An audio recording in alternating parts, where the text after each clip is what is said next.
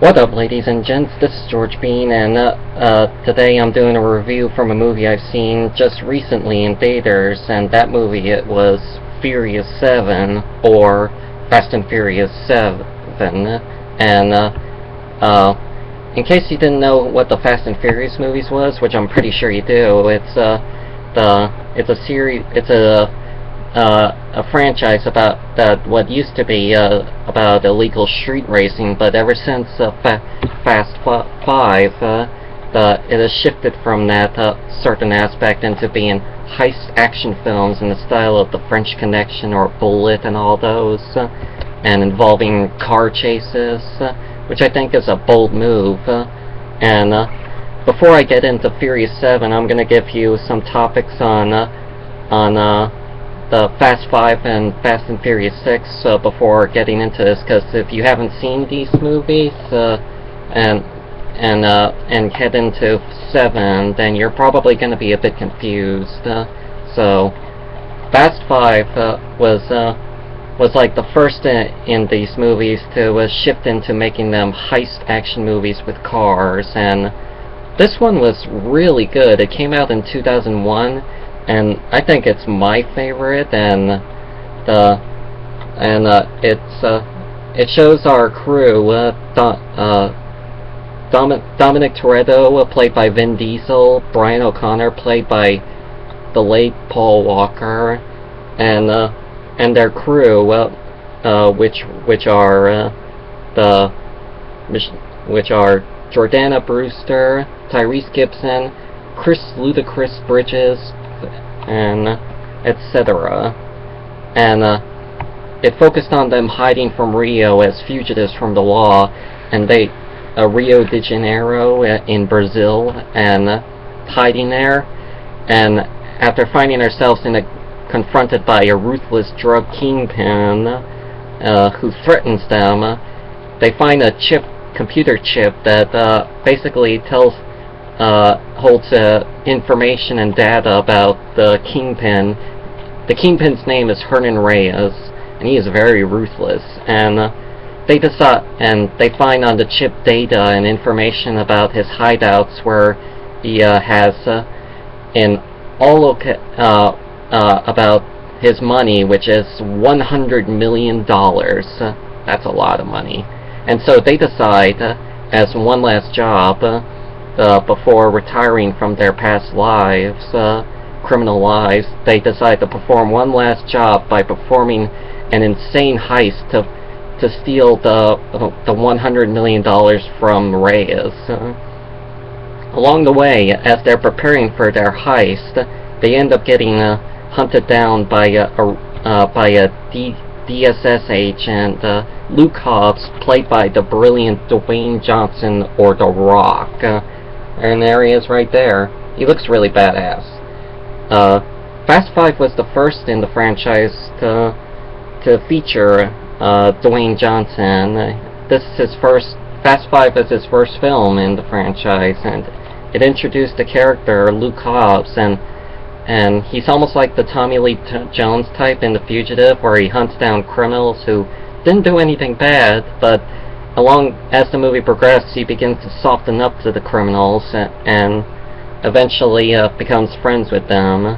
And what makes this movie so great is the fact that, and so to say, Dwayne Johnson is a nice refreshing addition to the franchise. He did a great job. And also, hold up, let me get this up.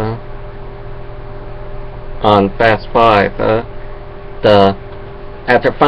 finally in the third act, they finally perform their heist, and what they do is that they have two cars. Dom and Brian have two cars, and they hook it up to the vault that contains Reyes' $100 million, and they literally rip it out of the position that it's in, and just drag it through Rio, getting chased by the corrupt cops and Reyes, and it's so cool. And this is where you know that Fast 5, and it's such a cool action scene, that third act, a big car chase, dragging a gigantic-ass Volt through Rio, was really awesome, and I loved how it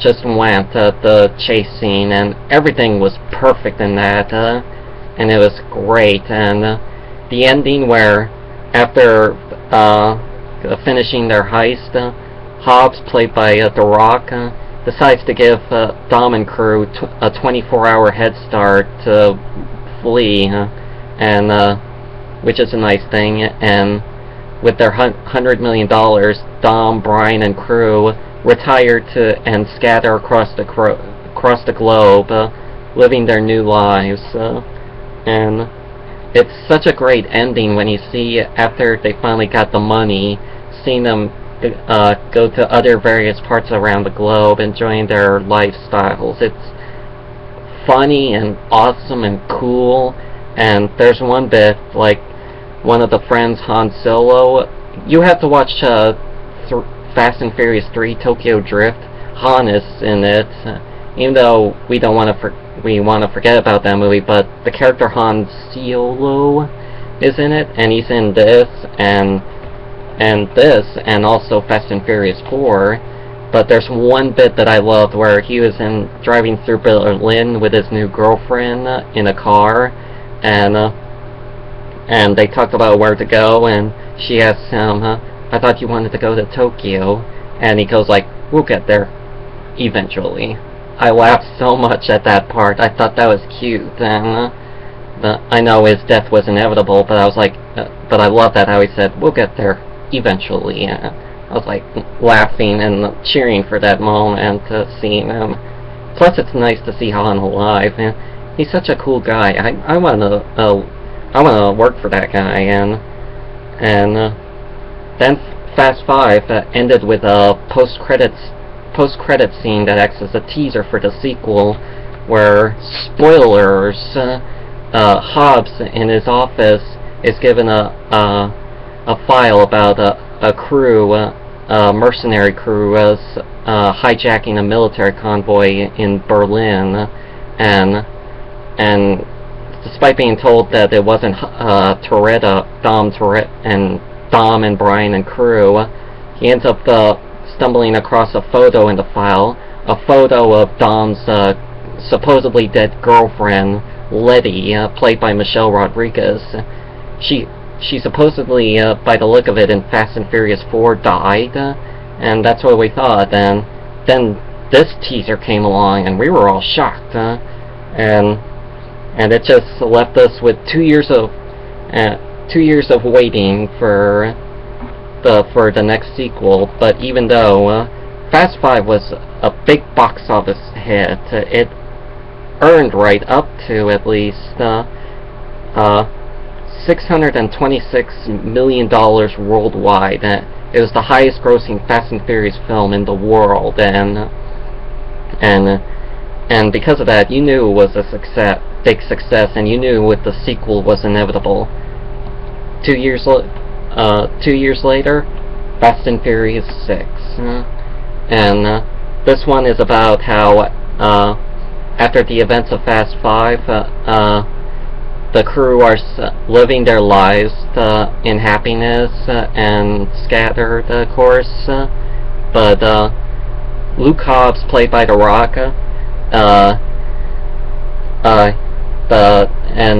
the teaser trailer at the post-credit scene at the end of Fast 5 sets up the events of Furious 6, and it's really perfect how they do that, how they plan their franchise sequels along perfectly. And at the beginning of Fast and Furious 6, there's one cool moment in the beginning of that movie where Dom and Brian get to their hideout in someplace, and Brian and his wife, new wife, I think, who's, hold up, 1 second, Brian and his girlfriend, what's her name? Mia Toretto, Dom's sister, she ends up giving birth to a baby son, Jack, and Vin says, the moment you step through those doors, everything changes. Our whole life is over. To him, that they've moved on from their past criminal lives. And then they do the beginning credit scene, which was awesome, and but Luke Hobbs, played by The Rock, asks for Dom and crew and Dom and his crew's help to help take down a rival mercenary team who's planning on stealing a top-secret weapon that could threaten an entire country. Of course, going into Mission Impossible territory, and the only thing that makes Dom and crew do it is because of Dom's supposedly dead girlfriend, Letty, who's working for this rival team, and also, if they succeed, they'll be given full amnesties for their past crimes, and can finally go home in the U.S. Eventually, they do succeed, but there were two car chase scenes that got me excited for it, which was one involving a tank, which was cool, and the other involving a giant-ass Antonov plane. They were both really awesome, and of course they do succeed in their plan at the end, and they finally get their amnesties, and they finally come home in the United States. Dom and Brian and Mia and Letty and baby Jack coming home to their LA home, the old home the Torettos used to live in, which was such a nice way of ending it. Then there's another post-credit scene, a teaser for Furious 7, and where their friend Han ends up getting killed in a car crash it's revealed that he was hit by another car, and that driver was revealed to be Jason Statham, who apparently killed Han and intends to seek vengeance against Dom and crew. And the character Jason Statham plays is Deckard Shaw, the brother of the villain in Furious 6. So, 2 years later, Furious 7, and it shows our heroic crew still living their normal lives in the U.S. But then Jason Statham's character Deckard Shaw, who is also a rogue special forces assassin, decides to seek revenge against Dom and crew, putting them in danger once again. And because of this, they end up meeting a government official played by Kurt Russell called Mr. Nobody to help them find a surveillance program called God's Eye, so that they could use it to track down Shaw. And it would be a big battle of the Clash of the Titans between Dom and Shaw, which is cool. And yeah, and what makes Furious 7 notable is the fact that after completing half the movie on November 30th of 2013, Paul Walker tragically died in a single vehicle accident, and it was truly a shock, and it was really sad. After his death, filming was delayed for script rewrites to instead of killing off Brian, they instead decide to retire his character, which is a really nice thing. And since Paul Walker completed more than half the film, and principal photography hasn't been finished yet, the studio delayed the production for the script rewrites, and as they continued the rest of filming, they hired Paul Walker's brothers, Caleb and Cody, to act as stand-ins, to be used as stand-ins to complete their brother's remaining scenes, and at some points, if his face is shown, they would digitally add Paul Walker's face onto their faces, and that's how it went. And of course, this is basically Paul Walker's swan song, which is really nice. And the cast and crew are really good. Vin Diesel is good as always as Dom Toretto. Paul Walker is Brian O'Connor, and it's truly sad, just seeing him in this. It was like I was seeing a ghost. But that's one of the main reasons why I've seen it, because not only I was a fan of the Fast and Furious movies, but I did it for Paul, and it's really good to see him one last time. And Dwayne Johnson as Luke Hobbs is good as well, but he's been pushed aside, mainly because Dwayne Johnson had some minor scheduling conflicts, and there are other good moments like Tyrese Gibson as Roman Pierce, who is also a member of Dom's crew. He still has the best lines in the movie ever, which is really cool, and he is just hilarious. The humor in this movie is just great, and one great new refreshing addition to this movie is Kurt Russell as Mr. Nobody. What a great addition, and I thought he did a great job, and it's nice seeing him back in the movie industry after taking a break for so long. I haven't seen him in a movie since that movie Death Proof, and it's good to see him back and still has that energy. And Jason Statham as Deckard Shaw, the villain. Despite the fact that he has very little screen time in it, I still think he did a good job as a villain, and it's really good to see him in it. And there's also another villain called Mose Shakande, played by Djimon Hounsou. You'll find him in other movies like Guardians of the Galaxy and the 2009 film Push, and etc. Blood Diamond as well. I thought he did a good job with what he was given, and it's really cool to see him in this. Basically, so after Fast 5 became a big success, it seems everyone wants to be in this movie. And of course, there are some other people in this movie, like Ludacris. He does a good job as well. I thought he was still as fun as always. And that's about it for the crew, the cast, really.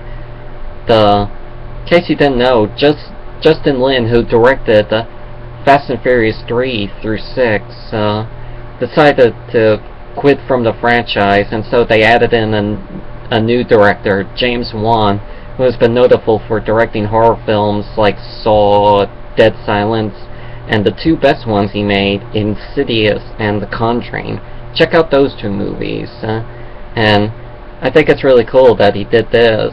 You can clearly tell his directorial vision is different from Justin Lin's, but it's okay. And yeah, and I thought he did a good job, James Wan. And I think what's going to make this movie really notable is the fact of Paul Walker's death, and this is his swan song, and also because of the ending. Instead of ending it having the ending set up another sequel, they instead decided to end it with a touching tribute for Paul Walker, and it was really so beautiful and so touching. They ended it with his character Brian O'Connor retiring. Spoilers, and Dom decides to leave without saying goodbye to Brian, because Brian is having fun with his family at the beach, so Dom leaves quietly, and just as he's at the stop sign, he's also accompanied by another car, by Brian in another car, and he's like, you didn't think you'd leave without saying goodbye. And then it shows us little flashback montage about Dom and Brian's time together in the past, and the song, accompanied by the song. There's one song in it called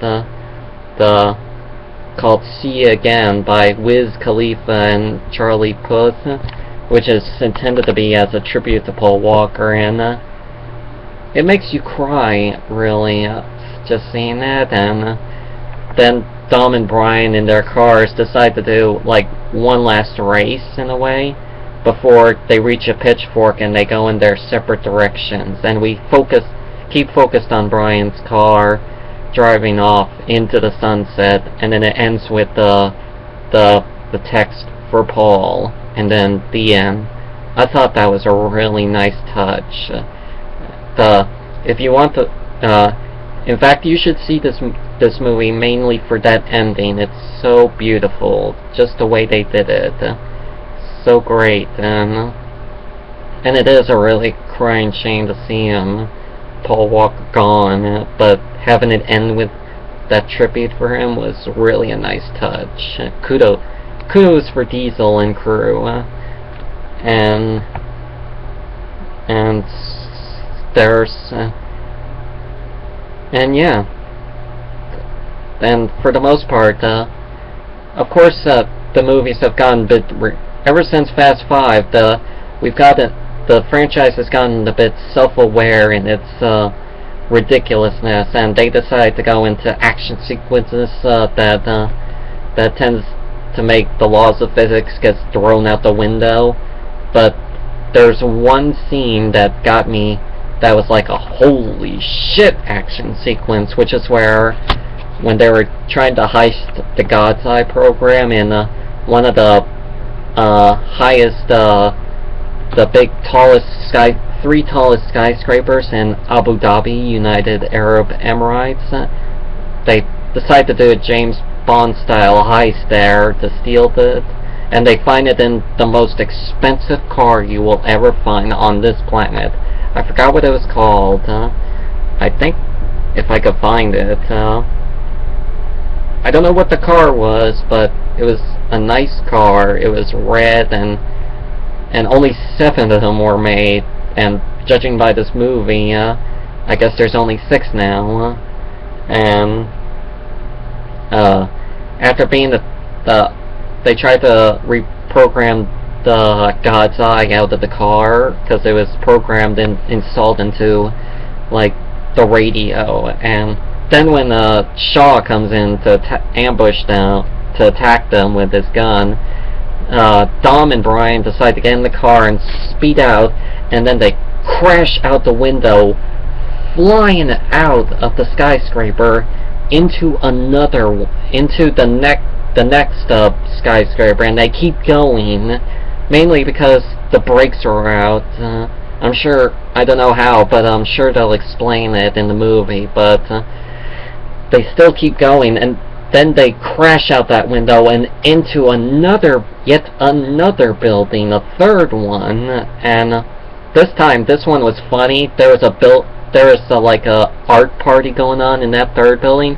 Then the car comes crashing through the windows, destroying the art, and Dom and Brian jump out in time, just before the car crashes out the window, falling to the ground. And it was such an awesome moment. That was crazy. I even heard some renowned physicists claim that stunt in that movie is plausible. Really? I like to see that when that happens. But that was the money shot moment, and it was really awesome, and it was just really great. And yeah, that's really basically it, really. The movies, there are some there are some moments where you know, the characters sometimes act a bit, where logic is thrown out the window, like for example, like even though they're tasked to find the God's Eye program so that they could use it to track down Shaw, but wherever they go, Shaw finds them and attacks them. Why not just, take them out at that moment, But it's like, in X-Men Days of Future Past, where you have to, just, where at least plot holes and questions as to why this didn't happen instead of that, but mainly you just have to turn off your brain and just enjoy the movie. As my pops would say, shut up and enjoy the movie, and that's the reason why these movies, Fast 5, 6, and 7 are considered enjoyable because of their crazy, stupid action sequence where physics is thrown out the window, and that's what makes them great for me. That's why I gave them such a chance, and I love them because of the physics-free the action sequences, and they were really awesome. That one where the car goes through 3 buildings was a holy shit moment, and I don't want to spoil the whole movie for you in case you haven't seen it, but yeah, you gotta go see it when you have the chance. You might have, but for those who haven't, I'd recommend it. And you decide for yourself what you think it was, how good or bad it was. But I think it was good, and shockingly enough, in a matter of in a matter of almost 10 to 15 days at least, 20 days at least, it just grossed it just made a big box office gross of $1.2 billion, making it officially the highest grossing Fast and Furious film of all time in the franchise. And it is even now currently the highest grossing film of 2015. So this movie made it big, and that's basically it right now. Can't think of anything else. But also another moment is that, of course, since the movie became a big success, there's now gonna make a Fast and Furious 8, and they gave us a little hint on what Furious 8 may be, but they said Kurt Russell's character, Mr. Nobody, he was basically introduced in 7 so that they could, so that in Furious 8 his role would be expanded, and yeah, I can't wait to see what Furious 8 has and see more of Kurt Russell in it, and just yesterday, Vin Diesel officially announced that Furious 8 would be released on April 14th, 2017, so we got another 2 years to wait for that one. And yeah, in my opinion, I saw this movie just recently, just a couple weeks ago, even though it got me to this point to make my review, but been busy lately, but I really enjoyed it. I loved it, and it was as good as Fast 5 and 6. I can't think which one is better. I think Fast 5 really, but this one was just really good, and I loved it for its action sequences and the tribute to Paul Walker, and despite the fact that these movies are just crazy stupid, you just gotta, like I said, you just gotta turn off your brain and enjoy the movie for what it is. And yeah, and because of that, I give this movie at least 8 stars at least, because of its crazy stupid action and that Paul Walker tribute. you gotta see that tribute to Paul Walker. It's so beautiful, touching, and heartwarming, and yeah, so yeah, that's really it, you know. And if you haven't seen the movie yet, I'd highly recommend it. Just enjoy it based on how you feel towards it, and I hope you enjoy it. And I wish Vin Diesel and cast and crew good luck on Furious 8. So, thanks for watching, guys, and I'll see you next time. Peace!